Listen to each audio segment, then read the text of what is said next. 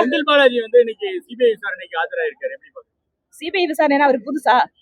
ஆமா, அவர் பண்ற ஊழலுக்கும் லஞ்சத்துக்கும் வந்து சிபிஐ என்ன வேற ஏதாவது இன்டர்நேஷனல் கோர்ட் கூட விசாரிக்கணும். குறிப்பா இந்த முறை 41 பேர் கரூர்ல இறந்தாங்க, அது சம்பந்தமா ஆஜராயிருக்காரு. சம்மனை வாங்க மறுத்தாரு, ஆனா இன்னைக்கு ஆஜராயிருக்காரு. நீதித்துறை சட்டம் அதுக்கெல்லாம் ஒரு மரியாதை கொடுத்துதான் ஆகணும். நீங்க வேணா வெறிய ஆளா இருக்கலாம், ஸ்டாலின் அவர்களுக்கு நம்ம வேண்டப்பட்ட ஆளா இருக்கலாம், ஆனால் கரூரில் இறந்த நபர்களுக்கு உங்களுக்கும் தொடர்பு இருக்கிறது என்று மக்களுக்கு ஒரு தீவிரமான சந்தேகம் இருக்கிறது. அதனால் சிபிஐ அவர் விசாரணை கூப்பிட்டிருக்காங்க.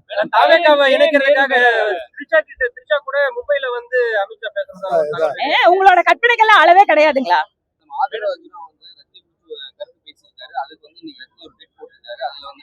எனக்காக குரல் கொடுத்த எடப்பாடி பழனிசாமி நயனா நாகேந்திரன் அவங்க எல்லாருக்கும் நான் நன்றி சொல்றேன். காலம் பேசாது ஆனா காத்திருக்கும் பதில் சொல்லும் அப்படின்னு சொல்லிட்டு ஒரு ட்வீட் போட்டிருக்காரு. அதை பத்தி அதான் அவரை பத்தின ஒரு விமர்சனத்திற்கு கட்சி தலைவர்கள் எல்லாரும் அவங்களோட கருத்தை பதிவு பண்ணியிருக்காங்க. அதை அவர் அக்னாலேஜ் பண்றாரு. திரு ரஜினிகாந்த் அவர்களுடைய ஒரு குரல் என்பதும் அவர்களுடைய எண்ணம் என்பதும் தமிழக அரசியல்ல எப்போதுமே அதற்குன்னு ஒரு வேல்யூ இருக்கு. அதனால திரு ரஜினிகாந்த் அவர்களை குறைவாக மதிப்பிடுவதும் அவருடைய ஒரு அரசியல் ரீதியான பங்களிப்பை பற்றி தவறாக பேசுவதும் அதுவும் அரசியலில் ஒரு கத்துக்குட்டியாக இருக்கக்கூடிய நபர் பேசுவது என்பதும் மிக மிக கண்டனத்திற்குரிய விஷயமா நாங்க பாக்குறோம். இப்ப கீழடி உள்ளிட்ட 8 இடங்களுக்கு வந்து மத்திய அரசு அனுமதி கொடுத்திருக்கு. அதுக்கு முதல்வர் என்ன சொல்லியிருக்காருன்னா, எங்களுடைய தொடர் அழுத்தம் காரணமா தான் இந்த அனுமதி எங்களோட போராட்டத்துக்கு கிடைச்ச வெற்றின்னு சொல்லி பதிவு பண்ணியிருக்காரு முதல்வர். கீழடியை விட பழமையான இடம் ஆதிச்சநல்லூர். கீழடி தமிழர்களுடைய பாரம்பரியத்தை தொன்மையை சொல்லக்கூடிய சான்றுகள் இருக்கக்கூடிய இடம்.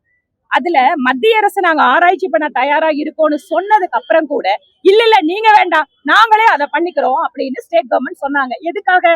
கீழடி எங்களோட பெருமை, தவறே கிடையாது. மாநில அரசு நீங்க பண்றீங்களா பண்ணுங்க, அனுமதி கொடுத்தாங்க.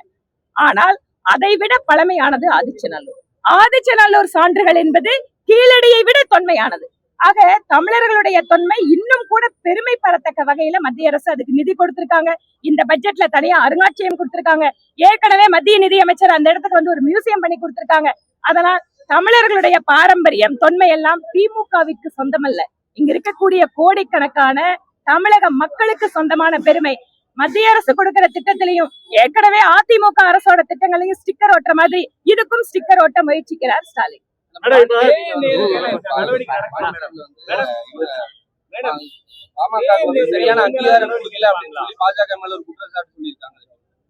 நேரு அவர்கள் மீது சட்டம் தன்னுடைய கடமையை செய்யும்.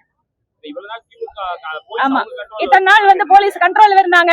இப்ப எந்தெந்த காவல்துறை அதிகாரி எல்லாம் திமுக மாவட்ட செயலாளர்களாக இருந்தார்களோ இப்போதெல்லாம் அவர்களுக்கு என்ன பண்ணது, என்ன நடவடிக்கை வேணுமோ அது காத்துட்டு இருக்கு. புதுச்சேரியில என்ன விஷயம்? பாஜக வந்து சரியான அங்கீகாரம் உங்களுக்கு தரல, அதனால தனித்து நிற்கிறதுக்கான முடிவு எடுத்திருக்கு அப்படின்ற மாதிரி. பாஜகவா? எல்லாம் ஸ்பெகுலேஷன். அங்கெல்லாம் ரொம்ப ஸ்ட்ராங்கா இனிமேல் அது திமுகவினுடைய கோட்டை அப்படின்னு சொல்லி செந்தில் பாலாஜி உட்பட முக்கிய தலைவர் எல்லாருமே. செந்தில் பாலாஜியோட ஒரே அசைன்மெண்ட் கோடிக்கணக்கில் பணத்தை கொள்ளையடிக்கிறது, அதை எப்படியாவது கொண்டு போய் மக்கள் கிட்ட சேர்த்து ஓட்டு வாங்குறதுன்னு நினைக்கிறாரு. அவரோட வேலை ஒருவேளை கரூர்ல வேணா ஜெயிச்சிருக்கலாம். ஆனா கொங்கு மண்டலம் தன்மானம் மிக்க ஊருங்க, சுயமரியாதையான மக்கள், உழைக்கின்ற மக்கள் இருக்கிற ஊரு. இங்க வந்து உங்க ஊழல் பணத்தெல்லாம் என்ன கோடிக்கணக்கா கொட்டினாலும் வேலை நடக்காது.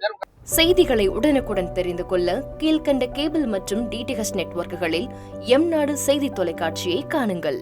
பாதகம் செய்பவரை கண்டால் நாம் பயம் கொள்ளலாகாது பாப்பா. மோதி மிதித்து விடு பாப்பா, அவர் முகத்தில் உமிழ்ந்து விடு பாப்பா. அண்மை செய்திகளை உடனுக்குடன் தெரிந்து கொள்ள இணைந்திருங்கள் எம்நாடு தொலைக்காட்சியுடன்.